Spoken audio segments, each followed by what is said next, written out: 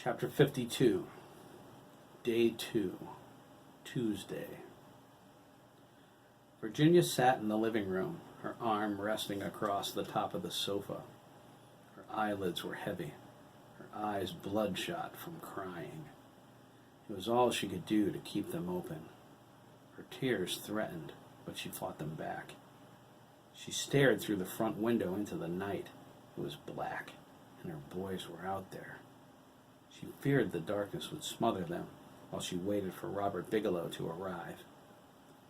10 minutes ago, her and Thomas sat straight up in bed after the first ring of the telephone.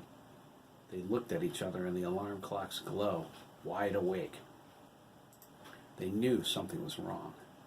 There was no other reason the phone ever rang at 3 o'clock in the morning. Virginia silently prayed as she reached for the receiver. She didn't know what she would do if anything happened to the boys. Thomas saw her hand trembling. He took her by the wrist. "It's probably for me, honey." Virginia shook her head. "I have a feeling I'm not going to like answering this call." Thomas released her. "I'm here, babe," he whispered, kissing her cheek. He started praying. Virginia held her hand on the phone, waiting for the next ring. Part of her hoped it wouldn't come, but she knew it would. Every hair on the back of her neck stood rigid. This isn't anything good, Virginia thought. It couldn't be Danielle again, could it? God, I almost hope it is. The crickets sang to her through the open window, an odd sense of peace carried in their hum. It was humid outside. The scent of evergreen and cedar filled the air from the trees in their yard.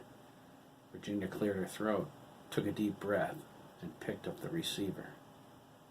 "Hello?" she asked, forcing her voice to stay steady. "Please, God. Please?" "Virginia?" Cynthia Mellon asked. Her voice was irritated.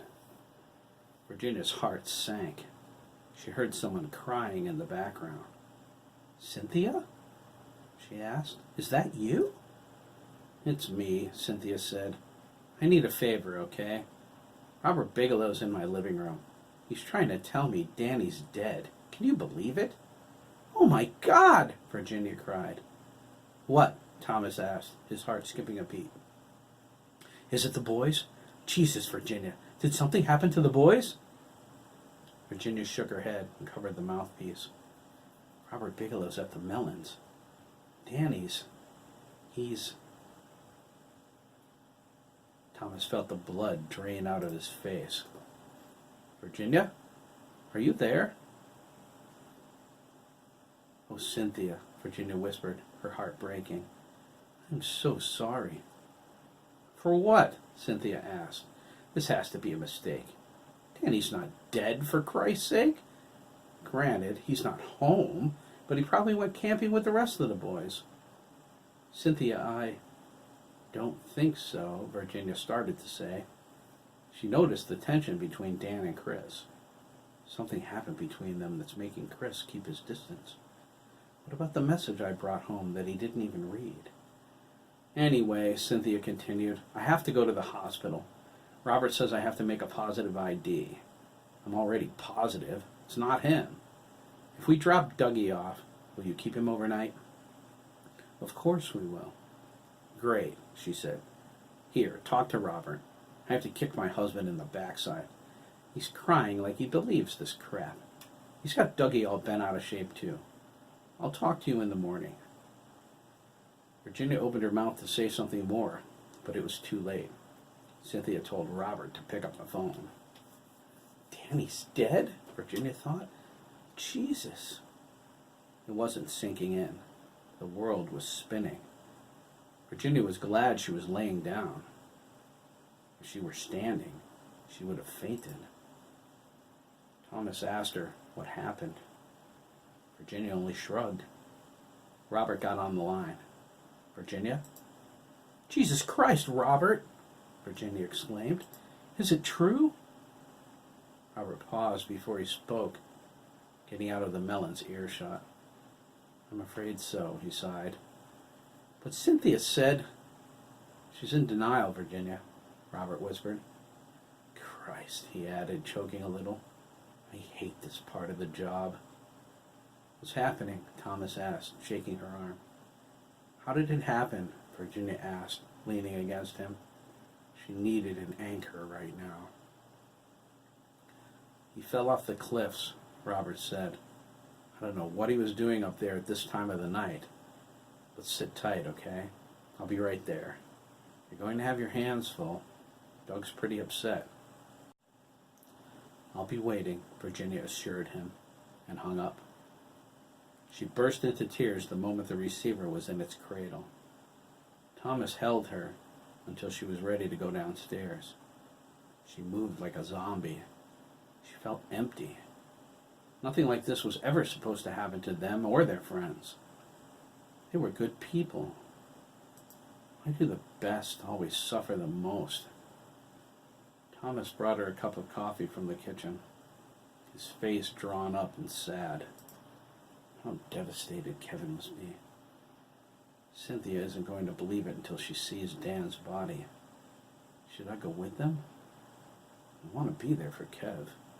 We've been friends since we were kids. Thomas decided against it. He never lost anyone close to him. Losing one of his sons would crush him. He shared an unspoken belief in the immortality of all of their kids. It was a belief suddenly shaken to the core. Virginia took the cup and mouthed a weak thank you. Robert's car pulled into the driveway as she swallowed her first sip. The McKees opened the front door together, trying to hide their emotions. Kevin and Cynthia were in the back seat of Robert's patrol car. Cynthia held her husband's face to her chest. Her expression was stone, her eyes angry. Kevin was sobbing. Thomas looked at his pajama bottoms and wished he'd grabbed a robe. Robert led weeping Dougie by the hand from the front seat. He was barefoot, wearing plaid pajama bottoms and a white t-shirt. He broke loose halfway to the door and ran to Virginia. He leaped into her arms, his body shaking with powerful sobs. She held him, tears falling once more. She slipped inside and sat down on the couch. She drew him to her and gently stroked his hair. It was soft and thin as a baby's. She rocked him back and forth, shushing him. God, he's heartbroken, Thomas remarked, shaking his head. Who wouldn't be? Robert asked. Cynthia didn't help matters when she smacked him. Thomas's eyes widened. Robert shook his head. She's losing it, Tom. She told him his brother wasn't dead. I saw him, man, and it was bad. Talk to him, okay? I have to get them over to Johnson Memorial Hospital. We will, Thomas said, shaking Robert's hand. Let her know Dougie can stay with us as long as she needs. We'll collect Derek, too, if necessary. He's camping out with my boys. I will, Robert replied. Thomas closed the door. He fought back his tears. Dougie's sobs were full of despair. They broke his heart. The patrol car pulled out of the drive and disappeared down Satchel Hill. Thomas shut off the outside light. His wife kissed Dougie's freckled cheek. She was trying to help him hold his world together. Dougie and Danny were two peas in a pod. Thomas could only imagine how alone he felt right now. Dougie looked up at Virginia, his blue eyes searching her face. They pleaded with her to lie to him, like his mother. Virginia couldn't speak. She slowly shook her head. Dougie fell against her, his tears staining the front of her powder blue robe. Thomas slipped in next to them and pulled Dougie's legs over his lap. He gripped his small foot and wrapped his arm around both of them. We're here, Dougie, Thomas whispered, patting his back.